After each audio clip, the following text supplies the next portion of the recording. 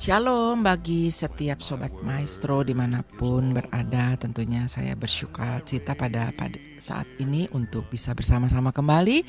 Saya Missy Anggriani boleh menemani Anda sekalian dimanapun berada.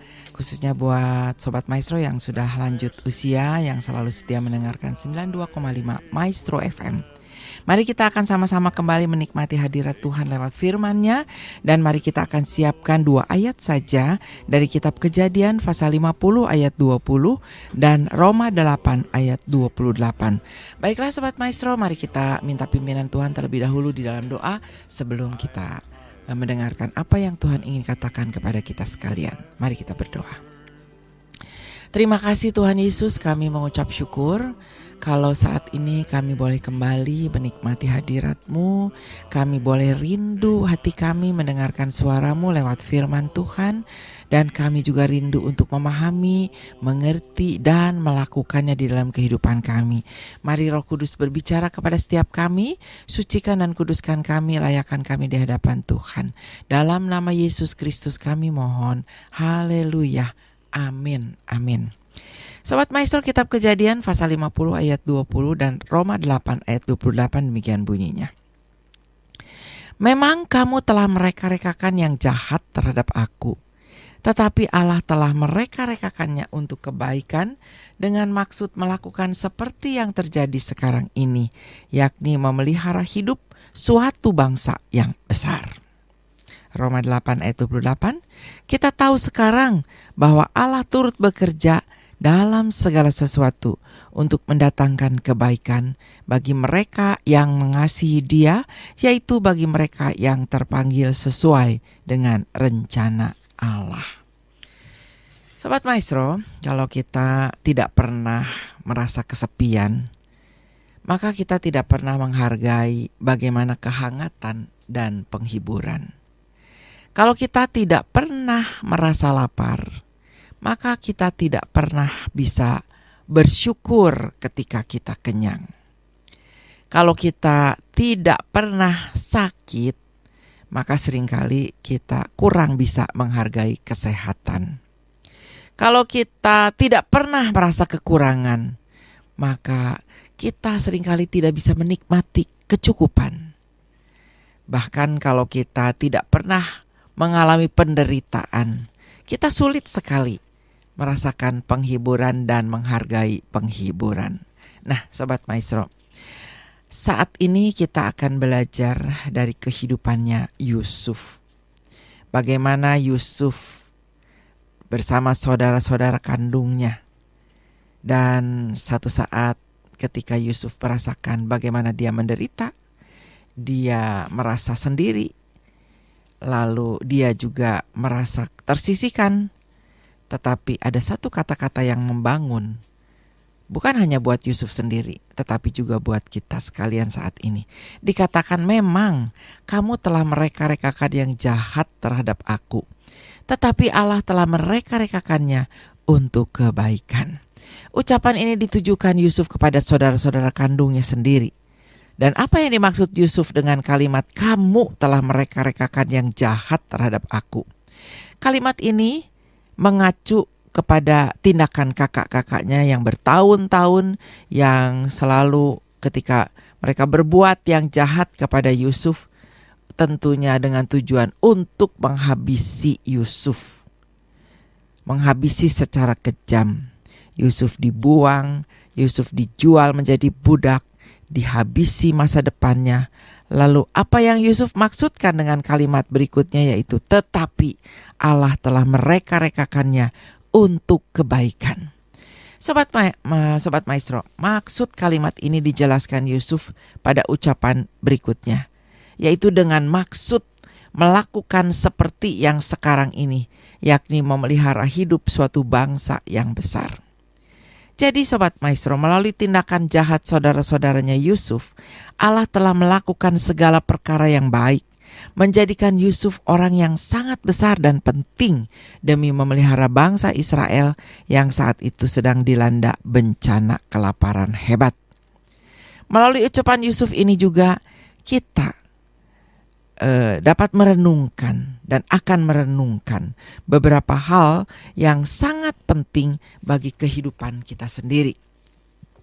Sobat Maestro, ketika Tuhan mereka-rekakan atau merencanakan yang baik, Allah itu tidak mencegah atau membebaskan Yusuf dari kejahatan kakak-kakaknya. Akibat ulah jahat mereka, Yusuf harus menanggung berbagai kesengsaraan, berbagai kepedihan hidup, dan bahkan kesukaran yang lebih besar lagi. Dari kehidupan budak sampai kehidupan seorang tahanan penjara. Ketika kita mengalami hal-hal yang pahit juga Sobat Maestro, mungkin menyakitkan dan juga mungkin kita dijahati ya. Mungkin kita juga sama bertanya seperti Yusuf, di mana engkau Tuhan? Mengapa engkau diam saja? Apakah engkau benar-benar mengasihi dan peduli kepadaku? Sobat Maestro, mengapa kita bertanya seperti yang tadi saya katakan? Kita sering kali kalau dalam keadaan yang sulit, bahkan lebih sulit mungkin dari Yusuf, kita bertanya kepada Tuhan, di mana Tuhan? Kenapa Tuhan diam saja? Apakah Tuhan benar-benar mengasihi dan peduli? Sobat Maestro, kenapa kita bertanya seperti itu? Sederhana jawabannya. Pertanyaan seperti tadi timbul karena dilatar belakangi pemahaman kalau Allah peduli, kalau Allah sayang dan mereka-rekakan yang baik, maka seharusnya hidup kita ini tidak seperti itu. Tidak ada yang buruk boleh terjadi. Nah, Sobat Maestro, pemahaman seperti ini tentu keliru. Ketika Tuhan mereka-rekakan yang baik bagi kita, Ia sama sekali tidak membebaskan kita dari berbagai masalah, ya Sobat Maestro. Kenapa Yusuf dipenjarakan? Mungkin kita bertanya, ya kenapa harus dipenjarakan dulu baru dia mengalami sebuah kemenangan? Mungkin juga dalam Alkitab ada dicatat tentang Daniel. Kenapa Daniel harus dilemparkan dulu ke dalam lubang singa? Bahkan mungkin kita bertanya yang baru saja kita peringati hari kebangkitannya, hari kematian dan kebangkitannya. Kenapa Yesus harus disalibkan? Sobat Maestro, karena apakah mungkin kita bertanya mereka kurang taat atau kurang sungguh-sungguh dalam mengiringi Tuhan? Tidak Sobat Maestro, justru sebaliknya yang benar. Kesulitan dan penderitaan banyak dialami karena mereka sungguh-sungguh mau taat dan mengasihi Tuhan. Sobat Maestro, demikian juga dengan kita. Apa yang baik yang Tuhan rekakan dan rencanakan atas diri Yusuf, jauh sebelumnya Tuhan sudah komunikasikan kepadanya. Mungkin ada 2 kali dia diberi mimpi bahwa Yusuf akan menjadi orang nomor 1. Pertama-tama Allah memberitahukan rencananya itu kepada Yusuf. Kedua, Allah sama sekali tidak memberitahukan prosesnya. Bagaimana Yusuf akan mencapai dan menyempurnakan, disempurnakan dari kehendak Tuhan dalam hidupnya. Allah tidak berfirman kepada Yusuf, Yusuf, engkau akan jadi orang nomor 1. Proses pencapaiannya panjang loh, berat loh. Ya, mungkin Tuhan tidak bicara seperti itu. Garis besarnya adalah mungkin Tuhan juga tidak bicara kalau engkau akan disuruh ayahmu menengok kakak-kakakmu ke padang gembala domba. Ketika itu engkau akan dibuang ke sumur untuk dibunuh. Tapi sesungguhnya engkau akan dijual menjadi budak di rumah Potifar. Di sana engkau juga akan difitnah oleh tante Potifar. Lalu dipenjarakan untuk waktu yang sangat lama, 13 tahun. Tetapi Tuhan tidak bicara seperti itu, Sobat Maestro. Prosesnya tidak dibicarakan. Mungkin Tuhan juga tidak mengatakan jangan kecil hati ya, jangan kecewa. Karena semua itu sudah kuatur untuk menggenapi rencanaku atas dirimu bahwa engkau nanti akan menjadi orang nomor 1. Sobat Maestro, Tuhan tidak bicara seperti itu. Tuhan hanya memberitahukan melalui mimpi. Ya, Allah memberitahukan rencananya kepada Yusuf tapi tidak memberitahukan prosesnya. Sobat Maestro, Rasul Paulus memberitahukan juga kepada kita bahwa Allah mendatangkan kebaikan bagi mereka yang mengasihinya. Jelas kebaikan itu berkenaan dengan seluruh rencananya atas kehidupan kita orang percaya. Kemudian Paulus memberitahukan bagaimana proses mendatangkan kebaikan itu dikerjakan oleh Allah, yaitu melalui Allah turut bekerja di dalam segala sesuatu. Tapi prosesnya tidak diberitahukan.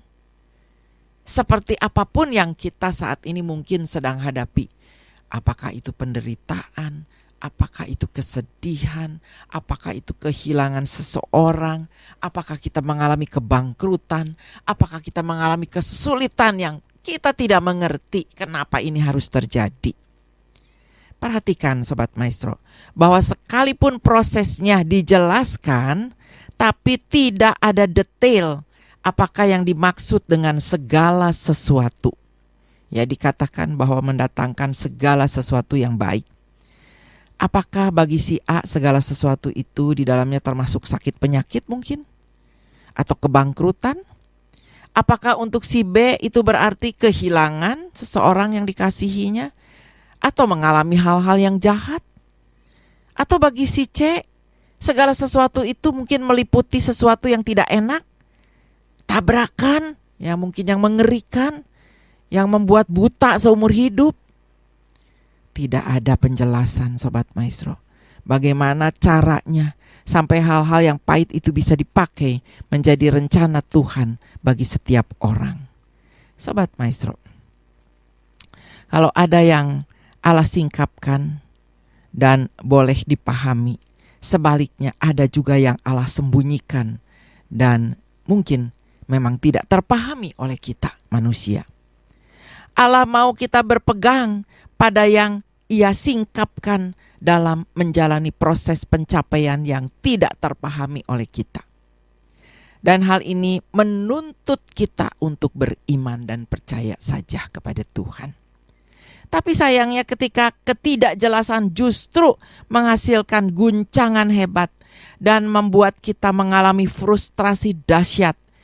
Karena ketika proses berlangsung, waktu hal-hal pahit terjadi, waktu sesuatu yang tidak kita mengerti itu kita harus alami prosesnya, kita paling suka meminta penjelasan kepada Tuhan. Mengapa Tuhan membiarkan hal itu terjadi?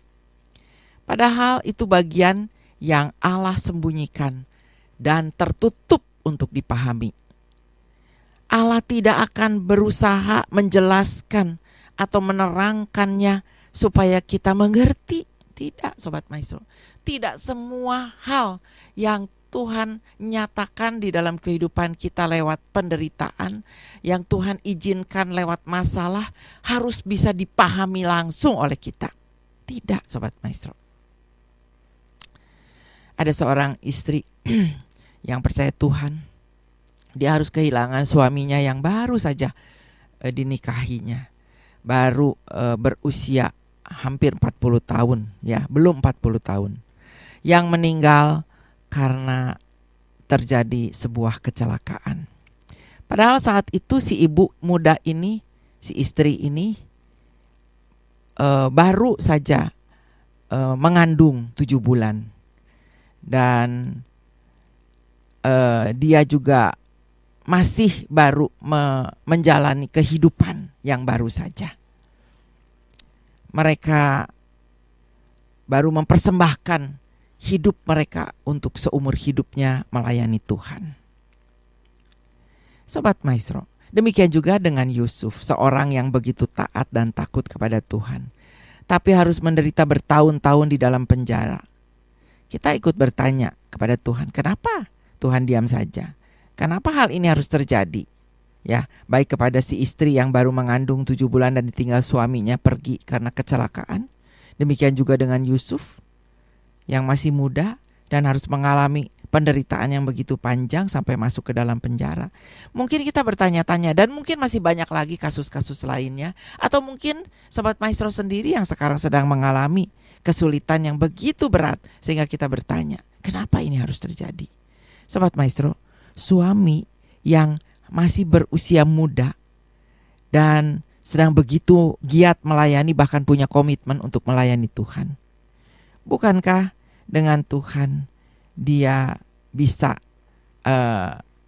berdoa atau bisa minta sama Tuhan untuk menyingkirkan semuanya itu? Sobat Maestro, tetapi bagaimana dengan kejadian yang terjadi sesungguhnya? Si istri harus ditinggalkan dalam keadaan hamil. Sobat Maestro, mungkin hal-hal seperti ini tidak dimengerti. Demikian juga dengan Yusuf. Dalam setiap penderitaan Yusuf, Tuhan datang memberi penjelasan, jangan takut Yusuf. Ini detail rencananya dan bagaimana derita-deritamu yang hebat-hebat itu akan menghasilkan hal besar. Tidak, Sobat Maestro. Dengan kata lain, kalau ada penjelasan dari Tuhan berkenaan dengan mengapa, untuk apa, dan bagaimana caranya, itu dapat menghasilkan kebaikan, serta kebaikan macam apa, maka tentu orang akan jauh lebih mudah untuk rela dan kuat menjalani kesukaran-kesukaran yang harus dihadapi. Tapi pada kenyataannya, Tuhan tidak berbuat seperti itu. Tuhan tidak meminta maaf dan membukakan apa yang Dia tutup bagi kita, tapi Tuhan menuntut kita beriman kepadanya. Jadi Sobat Maestro, kita punya dua pilihan. Pertama, membiarkan yang Allah tutup dan tidak terpahami untuk menghancurkan apa yang Allah bukakan untuk kita mengerti. Sobat Maestro, kalau Yusuf memilih pilihan, maka dalam segala penderitaannya dia akan mempertanyakan Tuhan, mempertanyakan rencananya, mempertanyakan kebaikan Tuhan, dan mempertanyakan kasih Tuhan. Sedangkan Sobat Maestro, ada pilihan kedua, adalah memegang erat yang Allah bukakan di dalam menjalani proses yang gelap, walaupun tidak terpahami. Bagaimana dan kapan itu membawa kita kepada penyempurnaan rencana Allah. Sobat Maestro, penulis Ibrani memberi kita catatan orang-orang percaya yang memilih pilihan kedua, yaitu ada yang memilih pilihan kedua untuk tetap beriman walaupun pernyataan Allah itu tidak dimengerti. Sobat Maestro, kita tidak tahu bagaimana dengan rencana Allah yang masih tertutup buat kita, yang kita tidak mengerti. Tetapi ada satu hal yang dapat kita lakukan, yaitu tetap beriman kepada Tuhan. Dan inilah yang terpenting Sobat Maestro buat kita sekalian, ketika ada banyak hal yang masih tertutup dan dibutakan untuk kita tidak mengerti, tetapi harus dialami lewat satu proses yang panjang, yang menyakitkan, yang proses yang mungkin kita anggap itu sebuah penderitaan. Sobat Maestro, semua orang bisa mengalami apa yang terjadi yang namanya blessing in disguise. Hasil yang baik itu bukan menurut selera kita, tetapi menurut penggenapan kehendak dan rencana Allah. Yusuf tidak mengatakan Allah telah mereka-rekakannya untuk kebaikanku, tetapi Yusuf mengatakan Allah telah mereka-rekakannya untuk kebaikan, bukan kebaikanku. Kebaikan yaitu untuk memelihara hidup suatu bangsa yang besar. Dengan demikian, baik itu menurut keinginan Allah sendiri, bukan keinginan kita. Sobat Maestro, pemahaman manakah yang harus kita pegang? Sekalipun Allah merekakan yang baik dalam hidup saya, itu tidak berarti hidupku menjadi lebih mudah. Atau karena Allah merekakan yang baik dalam hidupku, maka berarti hidupku akan serba lancar. Pilihan yang benar harus jatuh pada pemahaman yang pertama. Sekalipun Allah merekakan yang baik dalam hidup kita, tidak berarti hidup kita jadi mudah. Itulah pemahaman yang harus kita pegang. Ketika kesakitan, ketika kehilangan, ketika kesengsaraan terjadi, mana yang harus kita pilih sebagai pegangan hidup kita? Tetap beriman Sobat Maestro. Beriman pada apa yang Tuhan singkapkan sebagai sesuatu pengalaman yang mungkin juga tidak enak, ya, yang Allah belum singkapkan juga kepada kita yang belum kita mengerti. Tetapi Tuhan mau lihat iman kita. Beriman pada apa yang Ia singkapkan sebagai terang dalam menjalani kehidupan, atau membiarkan hal-hal yang tidak bisa kita mengerti sekarang mengapa menimpa kita menghancurkan iman kita. Sobat Maestro, pilihan yang benar harus jatuh pada hal yang pertama, beriman pada apa yang Tuhan singkapkan sebagai terang di dalam menjalani kegelapan di dalam hidup kita. Biarlah setiap kita boleh belajar untuk tetap percaya kepada Tuhan dan kepada firman-Nya. Oleh sebab itu penting sekali ketika kita dalam keadaan sulit, dalam menderita, kita lebih dekat kepada Tuhan, beriman kepada Tuhan, mendengarkan apa yang Tuhan katakan lewat firman-Nya, lewat renungan, lewat apa yang Tuhan taruh dalam hati kita, untuk kita belajar untuk sabar, mengerti, beriman, percaya bahwa Tuhan merancangkan sesuatu yang baik buat kita, merencanakan dalam hidup kita, walaupun sekeliling kita mereka-rekakan yang jahat, tapi Tuhan tetap mereka-rekakan yang baik buat mendatangkan kebaikan. Bukan hanya untuk pribadi kita saja, tetapi untuk banyak hal dalam hidup kita. Mari kita renungkan bersama-sama. Sobat Maestro, tidak akan Allah meninggalkan kita. Dan tidak akan Allah membiarkan kita sendiri bergumul lewat kehidupan, lewat tantangan, lewat penderitaan, lewat sakit penyakit, lewat kesulitan apapun yang dihadapi dalam kehidupan ini. Karena Allah peduli kepada setiap kita sekalian. Biarlah setiap kita boleh tetap percaya kepada Tuhan, beriman kepada firman-Nya, dan saya percaya Tuhan akan menyingkapkan hal yang masih terselubung saat ini. Tuhan akan membukakan hal-hal yang tidak kita mengerti saat ini. Tuhan akan menolong kita sehingga kita bisa tetap menikmati kebaikan Tuhan, dan kita bisa berkata seperti Yusuf berkata, walaupun banyak yang direka-rekakan yang jahat dikatakan, tetapi Tuhan mereka-rekakan yang baik. Tuhan mereka-rekakan untuk kebaikan, dengan maksud melakukan sesuatu yang sesuai dengan kehendak Tuhan. Dan Tuhan bekerja dalam segala sesuatu untuk mendatangkan kebaikan bagi setiap orang yang mengasihi Dia, yaitu bagi setiap kita yang terpanggil sesuai dengan rencana Allah. Mari kita berdoa. Terima kasih Tuhan Yesus, kami bersyukur walaupun jiwa kami menangis pada saat kami mengalami banyak hal, banyak tantangan, banyak penderitaan, banyak kesulitan, banyak kedukaan, tapi Tuhan meneguhkan, memberikan kepada kami iman lewat firman Tuhan yang kami dengar, yang kami baca, yang kami renungkan. Dan Tuhan juga akan menyingkapkan, memberikan terang, memberikan pengertian kepada kami, orang-orang yang sulit mengerti, orang yang sulit untuk bisa memahami sesuatu yang tidak kami mengerti saat ini. Topanglah kami Tuhan, sesuai dengan janji Tuhan, supaya kami bisa mengikuti petunjuk-petunjuk dari perintah Tuhan, dari firman Tuhan. Karena kami percaya Tuhan yang melapangkan hati kami, dan Tuhan yang akan memberikan kepada kami kekuatan teguh. Terima kasih Tuhan, Tuhan peduli bagi setiap hidup kami.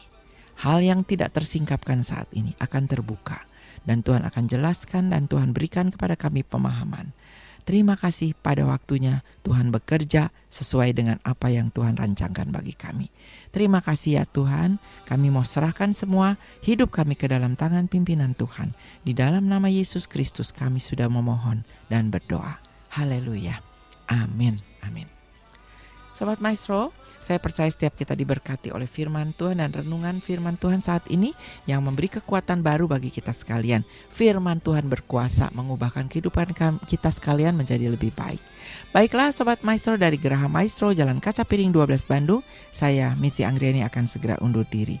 Tuhan beserta dengan kita semua. Shalom, damai sejahtera Tuhan memimpin dan menyertai kita.